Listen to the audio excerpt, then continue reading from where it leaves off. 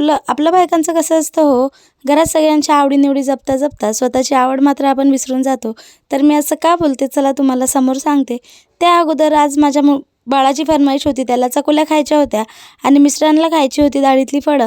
तर आमच्या लहानपणी आमची आई ही फळं बनवायची आणि खरंच छान लागतात आणि त्यांना खूप जास्त आवडतात. तर त्यांना आज ती खायची होती आणि मला खायची होती शेपूची भाजी आणि शापूची भाजी त्यांना आवडत नाही. त्याच्यामुळे मी एकटीसाठी बनवायलासुद्धा कंटाळा करते. तर म्हटलं चला आज आपण बनवूयाच. तर मस्त तेलामध्ये जिरं मोहरी घालायची, थोडासा लसूण घातला आणि 2-3 हिरव्या मिरच्या बारीक करून घातल्या. चिमूटभर हळद घातली, चवीपुरतं मीठ घालायचं आणि मस्त धुवून बारीक चिरून घेतलेली शापूची भाजी याच्यावरती घालून घ्यायची आणि खरंच अशी भाजी खूप जास्त छान लागते खायला. आणि मला तर शेपूची भाजी कुठल्याही पद्धतीने कशीही बनवलेली असली तर ती खरंच आवडीने मी खाते आणि मला लहानपणापासूनच शेपूची भाजी आवडते.